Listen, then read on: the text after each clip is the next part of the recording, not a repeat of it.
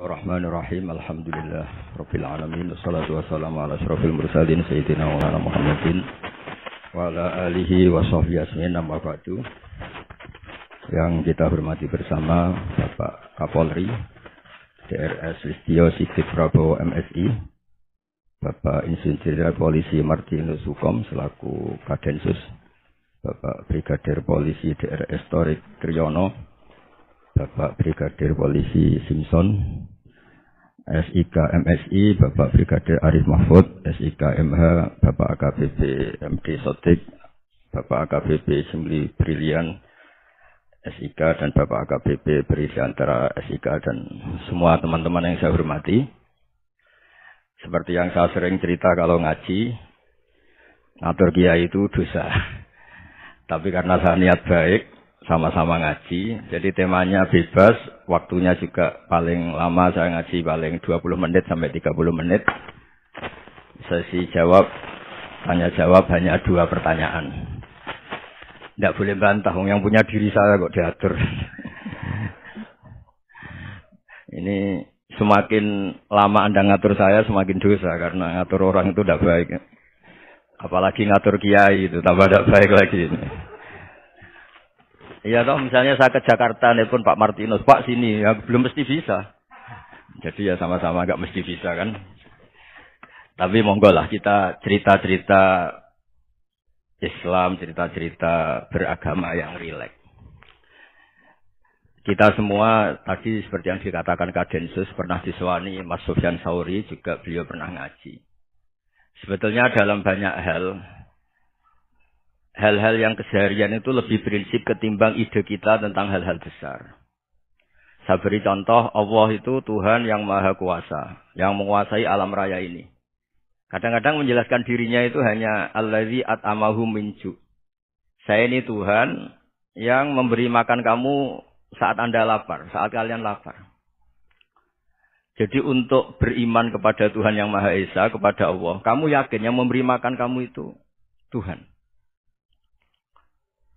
Apapun kecewanya Anda terhadap tetangga, terhadap negara, terhadap mertua, terhadap istri, itu kecewa Anda tidak akan mati. Tapi kalau tidak makan itu mati. Jika Allah mensifati dirinya kadang pakai keseharian. Allazi at'amahu min ju'. Tuhan itu siapa? Yang memberi makan kamu ketika lapar. Tapi kamu untuk syukur itu nunggu punya istri cantik, neriman, gampang diatur, membolehkan poligami. Terus 4 istri itu neriman semua, loyal semua. Itu sombong betul. Mau syukur saja kok repotnya seperti itu. Jadi mau syukur ya ada makanan dimakan. Itu. Kalau ngantuk ya tidur. Ayatnya wa min ayatihi manamukum billaili wan nahar. Maksud ayat Allah itu tidur. Nah, keangkuhan-keangkuhan ini yang menjadikan kita itu jadi repot hidup. Wong untuk syukur kok nunggu tadi. Mertua baik, tetangga baik, istri baik. Apa saja di sekelilingnya harus baik. Nah, keinginan berlebihan ini menjadikan kita lupa ada hal-hal yang paling kita butuhkan, yaitu oksigen. Kita boleh nempat di buminya Allah. Allazi ja'ala lakumul ardo firasya. Bumi kamu tempati enak. Coba kalau gempa. Apa artinya istri 4 cantik semua kalau pas digoyang apa? Gempa. Apa artinya kamu jabat? Entah apa saja jabatannya. Kalau bumi likuifaksi, habis kamu. Kiai meskipun dai kondang umatnya jutaan, kalau likuifaksi di panggung hancur. Tapi nikmat-nikmat yang disebut Allah seperti ini, kita kaji keseharian. Alladzi ja'ala lakumul ardo mahda. Allah itu yang menjadikan bumi dalulan, yang mudah diinjak. Famshu fi mana dia silahkan pak jalan-jalan. Jadi saya termasuk benar-benar kiai Jawa. Kalau kerennya kiai Nusantara atau kiai Indonesia lah. Diajari bapak saya Kiai Haji Nur Salim, diajari Mbah Maimun. Itu Islam itu keseharian. Karena ketika Anda memilih hal-hal yang serius, itu tujuan utamanya nyari ridhonya Allah. Dan ridhonya Allah bisa kamu dapatkan sesuatu yang pasti benar. Misalnya dalam sebuah hadis Sahih Muslim disebutkan, Innallaha la yarda 'anil 'abdi idza akalal akla fayahmadahu 'alaiha. Aw yashraба syarba fayahmadahu 'alaiha. Itu redaksinya inna itu sesungguhnya. La yarda juga pakai lam taukid, juga maknanya sesungguhnya. Sungguh-sungguh Allah sangat ridho ketika seorang hamba itu makan. Makan ketika sesuap nasi dia muji Allah. Ketika minum seteguk nasi dia muji Allah. Itu kalau orang diridhoni Allah itu wali betul. Itu untuk jadi wali itu gampang. Kamu makan ridho. Kamu injak buminya Allah ridho seneng. Kamu hidup keseharian aman seneng. Nah ini supaya sampean kita semua lah. Kita semua ngaji. Betapa panduan Rasulullah untuk menggapai ridho Allah itu banyak yang keseharian sekali. Saking kesehariannya banyak dalam hadis dan itu sahih. Nabi menyebut hal-hal yang keseharian. Hatta ma tas'alu fi fimra'atika. Kamu punya uang, kemudian istri kamu bisa makan, itu ibadah. Bahkan sebagian ibadah itu dicontohkan Nabi yang akhirnya diprotes sahabat. Yaitu, wa fi buti ahadikum sodakoh. Kamu menggauli istri kamu itu ya sodakoh. Sampai sahabat bilang, yang benar ya Rasulullah. Ayati ahaduna syahwatahu wa huwa lahu ajrun. Masa urusan biologis, urusan syahwat, kemudian dia dapat pahala. Nabi menjawab, alai salawadu'aha fi haramin aka'ana alaihi wisrun. Bagaimana kalau dia meletakkan ke yang tidak benar, itu kan dosa. Nah, hal-hal seperti ini yang saya ingin teman-teman semua lah. Semua. Saya juga agak ingin ngaji demi Anda juga agak ingin. Itu dosa sekali ngaji kok pesanan kelompok tertentu itu enggak boleh.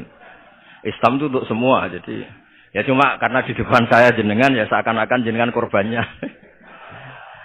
Itu ada ilmunya dalam usul fikih itu. Jadi orang itu harus ngaji usul fikih.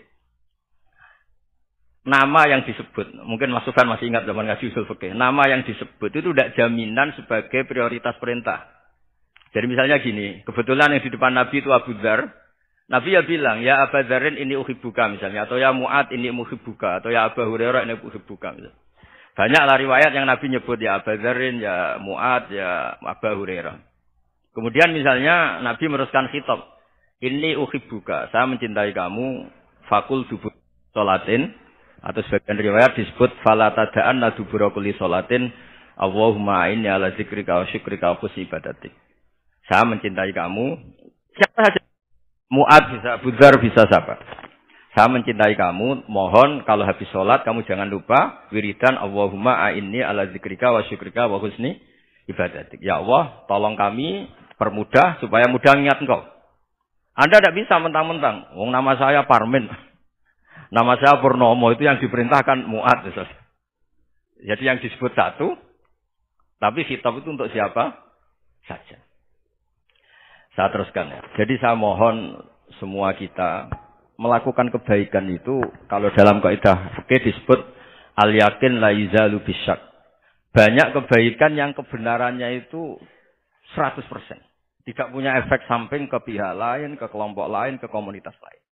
Jadi tadi misalnya Anda makan, dan itu murah sekali, hanya butuh satu piring. Setiap punyaan kamu muji Allah, setiap minum kamu muji Allah. Itu redaksinya Rasulullah SAW disebut, Allah sangat ridho ketika seorang hamba makan, kemudian dia memuji Allah.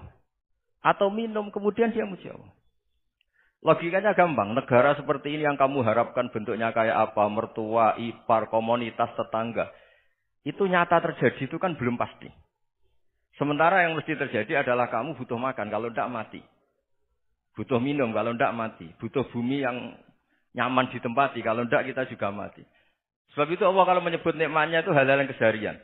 Allazi at'amahum min ju'. Allah itu siapa? Allah itu yang menciptakan kamu bisa makan. Tidak berlebihan. Allah itu yang menciptakan kondisi sosial itu ideal. Zaman Nabi itu ya ada orang munafik. Orang-orang pilihan Allah itu juga diuji orang sekelilingnya yang macam-macam. Semua diuji sesuai konteks zaman dan waktu. Nah, tapi ada ibadah-ibadah yang selalu disarankan Nabi. Sampai Nabi itu pernah ditanya, ayul Islam ya khairun ya Rasulullah. Islam terbaik itu gimana? Jawaban Nabi itu unik. It'amut to'am. Islam terbaik itu ya makan-makan, jangan santai-santai. Ketika Allah menyebut beberapa kebaikan, falak tahamal aqobah, wa ma adrokan apa? Mal aqobah. Terusannya apa? Fakku rokobah. Terusannya apa? Au it'amun fiyaumin di masubaya. Itu acara makan-makan itu juga Islami. Kenapa? Ya bayangkan kalau tidak ada makanan, kita mati kan? Kondisi sosial tidak ideal itu Anda masih gak apa-apa. Tapi kalau Anda tidak makan, Anda tidak minum, kamu punya istri cerewet masih bisa hidup. Punya mertua cerewet masih bisa hidup. Tapi kalau tidak makan bisa mati. Berarti penting mana istri sama makan? Penting mana? Makan. Semoga istri Anda dengar. Nanti kamu disuruh makan tapi pulang deh. Itu kalau dibahasakan makan masih memahami. Penting mana nasi satu piring dengan istri. Nggak ada nasi mati, nggak ada istri belum mati. Penting mana? Gak berani jauh kan? Nah, ternyata Anda ada garang kan di depan istri. Jadi saya mohonlah, mungkin Mas Sufyan Sauri tadi yang bisa bantulah. Teman-teman tuh ngaji yang keseharian saja. Karena kita nyari ridha Allah itu berdasar firman Allah. Dan firman Allah itu menyebut keseharian itu riang, gampang. Itu tadi misalnya wa min ayatihi manamukum bil-laili wan-nahar. Termasuk ayat-ayat Allah itu kamu tidur. Maka dulu itu ada guyonan, ada tokoh Mu'tazilah, kelompok dalam Islam yang berpikir manusia itu bisa menentukan ikhtiarnya sendiri. Karena saya bisa duduk, ingin berdiri, berdiri. Karena kelompok ini nggak terima kalau semua kehendak Allah, nanti bagaimana kalau semua kehendak Allah kok ada hisab ya, ada sanksi. Lucunya itu dia akhirnya ini cerita mencintai seorang perempuan cantik sekali. Dan itu dia menjadi ahli sunnah itu oleh hal-hal yang sepele. Karena istrinya cantik, ya namanya suami istri hubungan intim. Terus ditanya, Mas, masih ingin lagi? Masih. Silahkan diulang lagi. Wah ya tidak bisa. Katanya manusia bisa menentukan yang diinginkan. Itu tobat itu. Itu nggak bisa ditobatkan Mas Sufyan Ats-Tsauri. Orang cantik yang mudah nobatkan orang itu orang cantik. Segampang itu. Akhirnya kita tahu. Makanya kalau dalam kitab Hikam itu disebut al-aqil mayyakul madza yaf'alu wa hubi wal ghafil mayyakul madza af'al. Orang yang punya akal karena sadar ini wilayah Allah, semua milik Tuhan. Itu dia setiap hari berpikir, besok Allah akan melakukan apa terhadap dunia ini. Kamu merencanakan suatu mau plesir, ternyata gempa.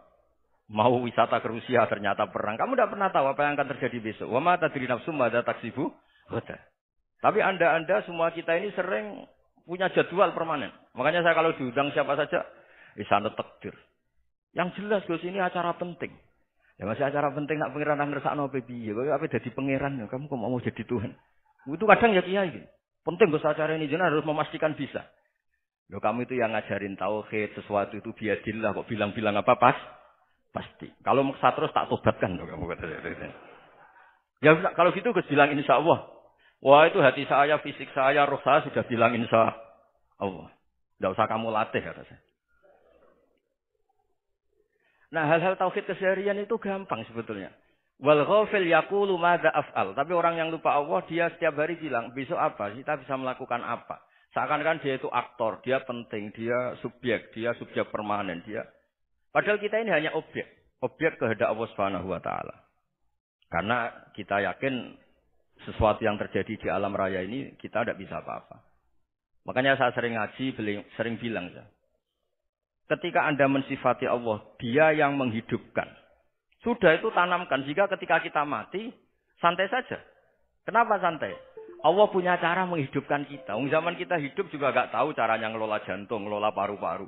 Kamu juga gak tahu ngelola oksigen yang tidak beracun, tidak mengandung polusi. Tahu-tahu hidup. Gak ingin tua ya tahu-tahu tua. Gak ingin mati tahu-tahu mati. Selama ini kita hidup juga gak tahu apa sebetulnya. Hanya gaya tok, punya jadwal, punya planning. Kalau kamu bisa menentukan pilihan Anda, pasti Anda istrinya cantik, 4 neriman semua, kona'ah semua. Nyatanya enggak kan? Ada 1 jelek, cerewet. Wah itu kan. Nyatanya enggak bisa apa-apa Anda kan? Dan kamu bawa mati lagi. Nah, itu kan. Istri Anda juga gitu, punya keinginan, punya suami yang ganteng, yang jabat, yang neriman, yang enggak poligami. Ya enggak kesampaian juga. Kalau kita ngitung tingkat kegagalan kita itu gagal terus. Ya kan? Nah, terus ingat Allah. Madza yaf'alu wa bi. Orang yang punya akal selalu berpikir Allah itu menghendaki apa terhadap saya. Lalu sama-sama orang gitu. Melihat orang yang serius. Itu kata Anda itu pemikir berat, serius. Senang punya tokoh yang merengut karena kamu anggap serius. Tapi sebagian orang anggap orang yang serius itu wong merengut, wong masam, wong muka kok ditekuk. Jadi sama itu hati ya muqallibal qulub tsabbit qalbi ala dini karena kita enggak tahu cara berpikir kita tentang orang lain, tentang sekeliling kita.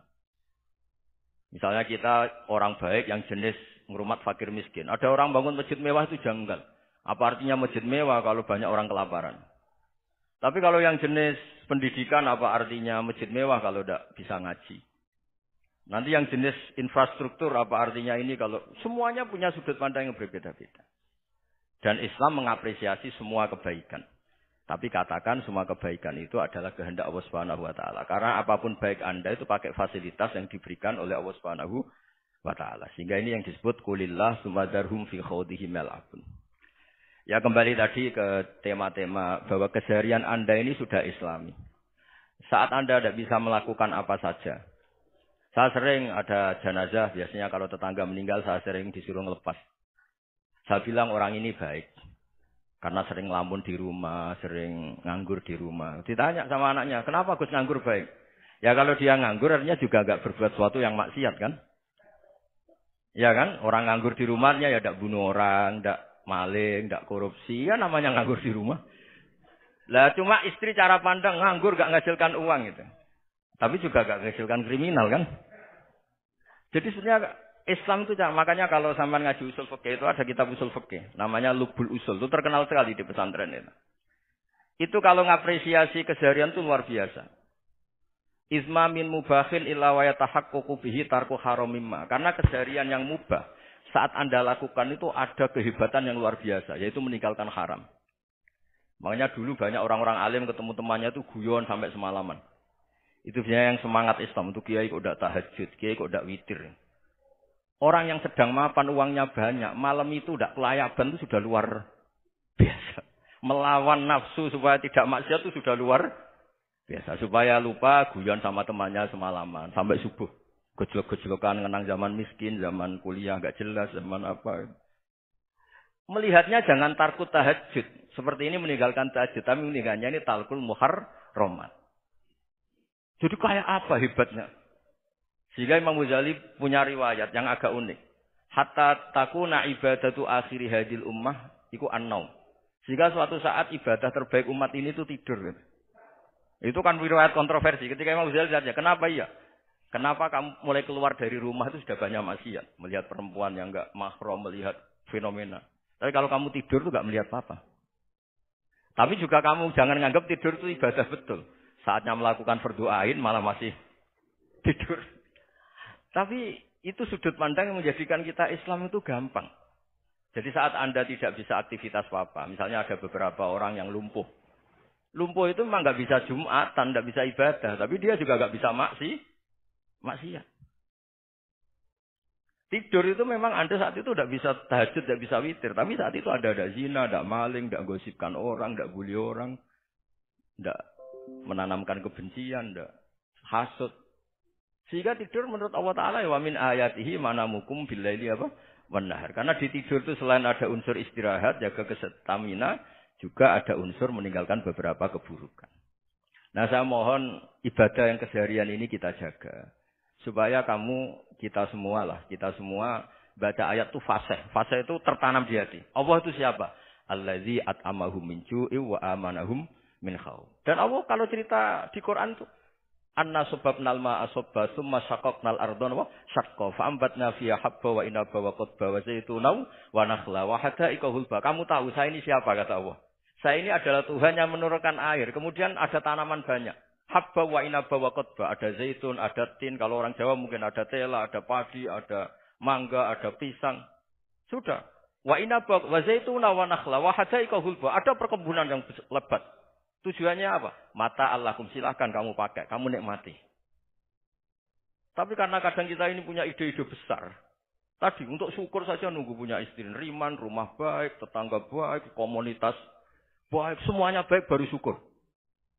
Lama-lama nanti ada di surga, syukurnya nunggu surga paling kelas A.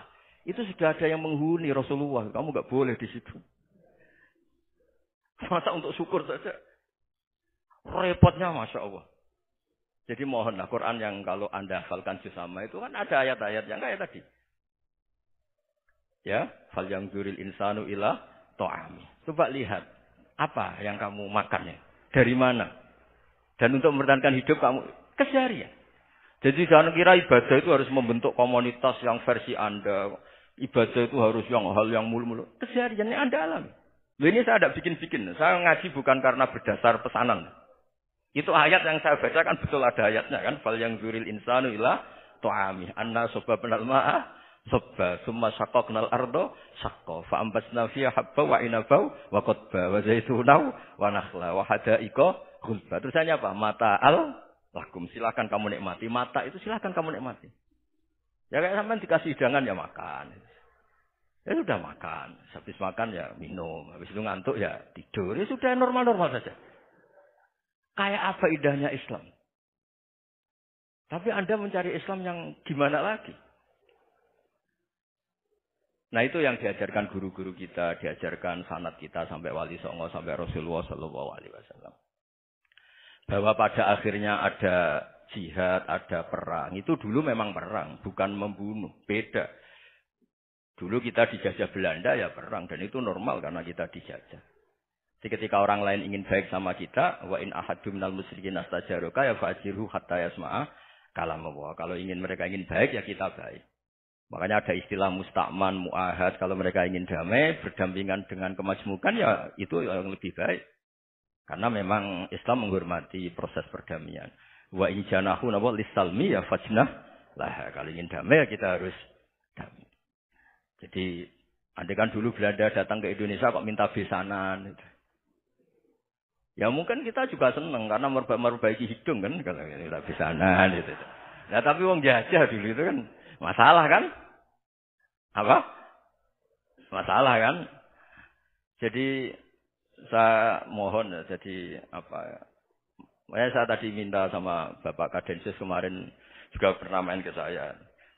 Jangan sering ketemu saya ini sudah uzlah, saya ini sudah mau daftar jadi resi. Saya itu kemarin di Muktamar juga agak datang, acara di Jogja juga sudah.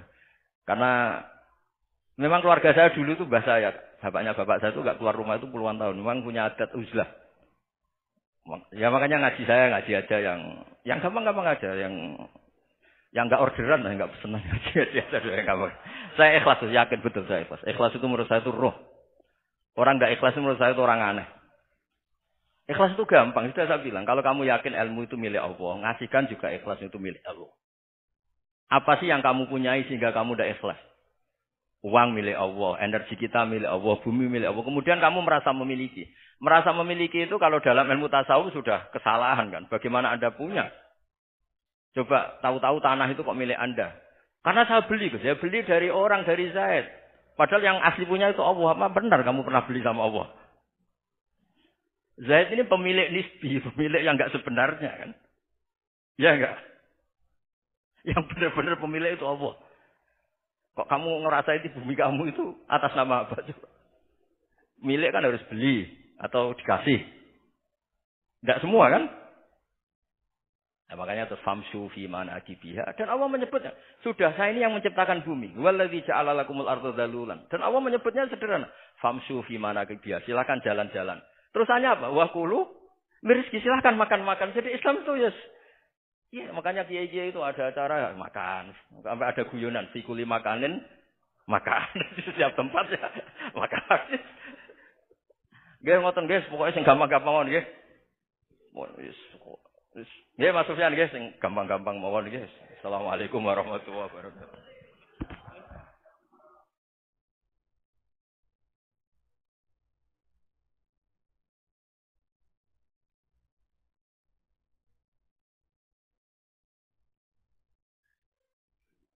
Hadirin yang berbahagia, untuk sesi selanjutnya yaitu tanya jawab, kami persilahkan dengan 2 pertanyaan. Ya, terima kasih.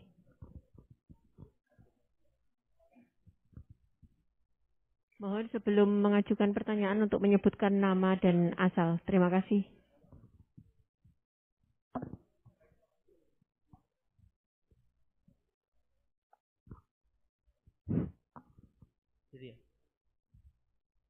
Bismillah, Assalamualaikum warahmatullahi wabarakatuh.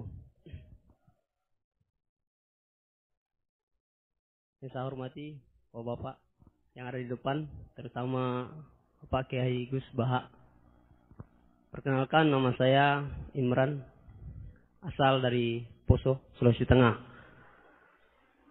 Alhamdulillah, pada kesempatan hari ini kita diberikan nikmat oleh Allah untuk bisa bertemu dengan Bapak Kiai yang mungkin secara pribadi dan mewakili mungkin perasaan teman-teman semua di sini, ada kerinduan, keinginan untuk berjumpa langsung dengan Kiai, dan alhamdulillah terlaksana dengan berkat intinya dari Allah Subhanahu wa taala melalui bapak-bapak kita dari Densus bisa memfasilitasi.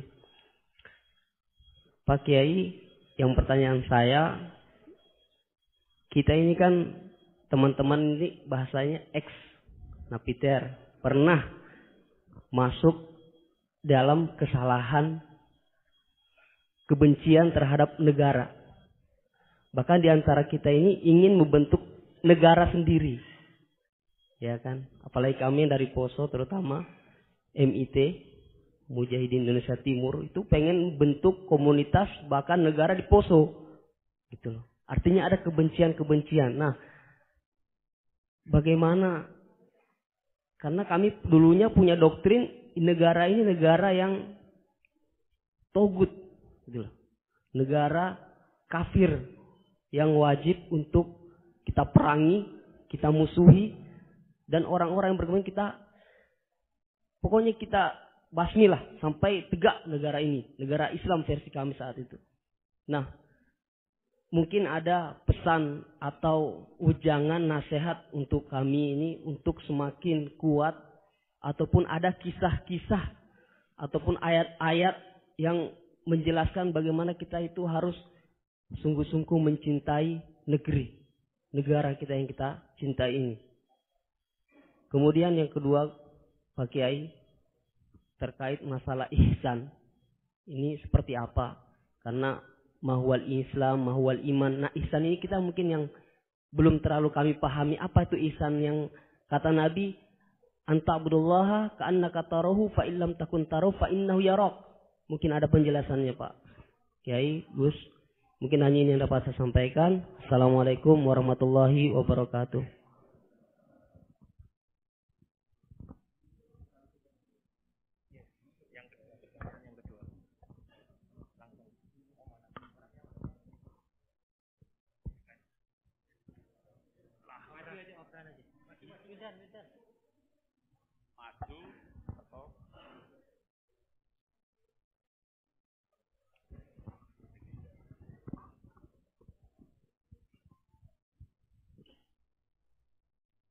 Assalamualaikum warahmatullahi wabarakatuh. Nama saya Wildan dari Malang. Alhamdulillah hari ini bisa bertemu dengan Gus Baha, yang memang dari saya waktu di dalam udah ngikuti YouTube-nya pada masa itu. Dan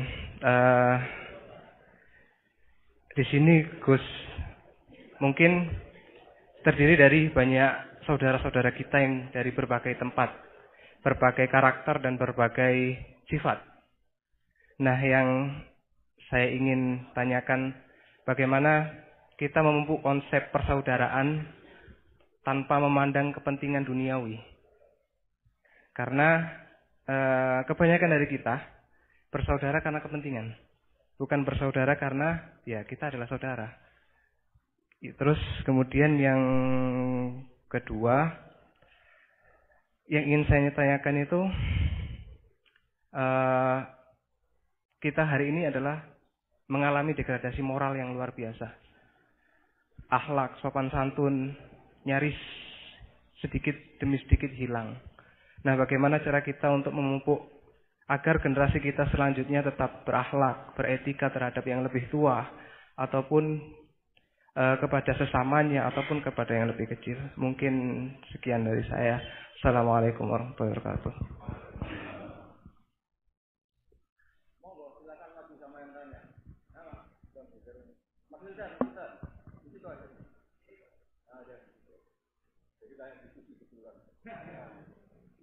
Tadi siapa dari Sulawesi namanya? Pernah ngaji? Pernah ngaji? Mas Ilham pernah ngaji? Tadi apa? Al-Ihsan anta abdahuha ka'annaka. Coba diulang lagi. Al-ihsan anta abdullaha ka'annaka tarahu fa illam takun tarahu fa innahu yaraka. Oh ya bagus masih bisa dibenarkan. Ya bagus masih ingat. Namanya siapa tadi? Imran. Imran. Ya. Memang orang sana kalau baca Imran, apa Imron gitu? Dari sana Bugis Imran, jadi orang sana nggak pakai ro. Kalau Pakai- orang ro, jadi Oh. pakai ra. Kalau ainnya Ain pakai ain. berarti apa? Imron gitu. Ya kalau sana tulisan KTP Imran. Imran. Apa bacanya orang-orang Sulawesi? Apa? Imran. Imran. Imran. Bismillahirrahmanirrahim. Ya yang rileks saja ya. Saya pernah ketemu orang yang pakaiannya itu enggak. Mungkin kalau orang syariat bilang enggak syar'i lah. Pakai pakaian yang tidak syar'i. Tapi dia muslimah, dia ke masjid. Saya ditanya sama seseorang, Gus kok sama orang gitu mau bertemu gitu. Karena terus saya bilang, kenapa? Dia pakaiannya ada islami gitu. Oke, dia tidak pakaian islami itu nyata, tapi dia ke masjid itu islami, tetap sholat itu islami. Ketika dia ingin sholat dan tetap sholatnya pakai takbir, pakai rukuk, pakai sujud itu islami. Wong setelah di masjid ya pakai mukena, pakai. Kalau sama-sama nyata, Anda kan boleh ngingat sama-sama yang fakta. Gitu. Dia punya kesalahan dalam berpakaian, dia punya kebenaran dalam sujud, dalam rukuk, dalam ibadah. Dan itu tradisi Quran. Quran ya cerita fama ya'mal mithqala dzarratin khairan yarah wa may ya'mal mithqala dzarratin syarran yarah. Apa susahnya sih ingat dua-dua sisi itu? Sama bernegara atau bertetangga. Kita bayangkan jangan bernegara dulu, terlalu luas, bertetangga saja. Ukuran. Karena nanti sama, bernegara sama bertetangga itu hadisnya sama. Kita di kampung itu ya ada masjid dan orang-orang yang enggak sholat juga nyumbang masjid. Bahkan ada yang nyumbang masjid banyak terus tidak sholat. Karena keramik saya sudah sholat katanya. Saya pernah ketemu orang model gitu itu ya ada. Jadi, tapi ada juga yang sholat terus tapi nggak pernah nyumbang masjid. Ya orang banyak. Intinya itu Allah itu punya tradisi, punya sunnatullah. Kebaikan ya dihitung, kejelekan juga dihitung. Dulu ketika Rasulullah SAW hidup bersama komunitas yang majmu', itu sebetulnya permintaannya Nabi jangan halangi kami saat mau beribadah. Dulu sampai perang karena mereka menghalangi. Sebenarnya problem mereka wa yasudduna an sabilillah, menghalangi. Sebenarnya kalau dulu saling toleransi ya enggak ada masalah. Artinya ketika Anda ingin sholat di Indonesia agak dihalangi, ingin pengajian enggak dihalangi, sebenarnya ini enggak ada masalah. Ya, soal ada kebaikan, ada keburukan ya mulai Nabi Adam sampai sekarang sampai kiamat. Itu cara pandang. Jadi cara pandang kita terhadap orang lain itu harus hal-hal yang nyata. Kalau kesalahan mereka nyata, kebaikan mereka juga nyata. Kenapa kita hanya ingat sisi yang jelek, tidak ingat sisi yang baik?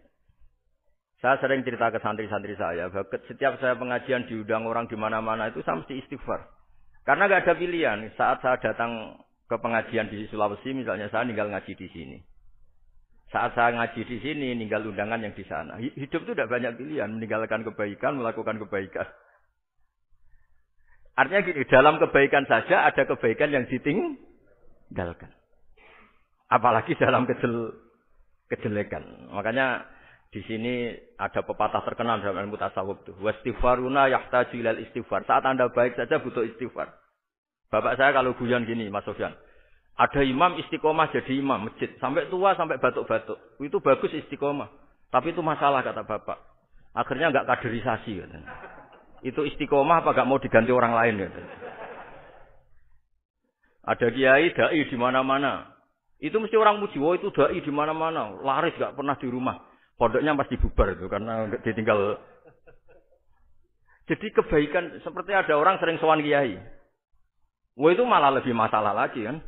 Kadang kiainya pas istirahat. Yang disalamkan template uang jatah susu anaknya.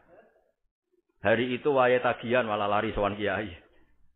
Nah, harusnya di rumah ada berdoain tagihan listrik atau apa. Jadi makanya di Hikam itu terkenal kata-kata. Manusia itu siapa? Manusia itu mangkanat mahasinuhu masawiyah. Fakih falatakunu masawihi masawiyah. Manusia itu orang ketika baik saja salah. Apalagi pas salah. Coba saya misalnya pidato begini, di atas panggung saya orang alim pidato nasihati orang. Di saat yang sama seperti yang tanya Mas Wildan tadi, ada agak sopannya. Di situ ada mungkin orang yang lebih sepuh timbang saya. Masa lebih muda kok di atas? Yang di bawah lebih tua. Ada agak sopannya. Mau nggak pidato disuruh, mau di atas disuruh, nggak sopan sama yang. Tapi misalnya yang paling sepuh pidato, nggak pernah ngaji kok pidato, terus gimana? Artinya ketika kita baik saja ada salahnya, apalagi pas salah. Sebab itu ajaran Rasulullah itu suruh berdoa Rabbana dzalamna anfusana. Sebelum minta itu merasa, ya Allah kita ini mendolimi diri kita sendiri. Karena dalam pilihan-pilihan itu pasti ada salahnya. Coba misalnya Anda bangun masjid habis 2 miliar. Yang harusnya 1 miliar sudah jadi. Terus nanti suatu saat ketemu Allah ditanya. Itu ada orang miskin, fakir miskin, yatim. Andai kan kamu sumbang 1 miliar itu sejahtera semua. Gara-gara kamu bangun masjid terlalu mewah. Ya tapi kadang-kadang orang kebaikannya itu orientasinya bangun masjid, gak tertarik nyumbang fakir. Saat itu cara berpikir gitu mau apa? Tapi kalau dia kumuluhur manusia terbaik karena bangun masjid 2 miliar, coba diaudit secara kepentingan syar'i. Penting mana dengan ngasih makan fakir miskin? Penting mana dengan menikahkan janda misalnya? Penting mana dengan pendidikan? Apa artinya masjid mewah orang nggak tahu halal haram, nggak tahu najis, nggak tahu cara sesuci, nggak tahu cara azan yang benar. Terus penting mana untuk beli kitab sama dipakai masjid? Apa artinya beli kitab apa tapi nggak makan? Penting mana makan sama beli kitab? Ada auditnya.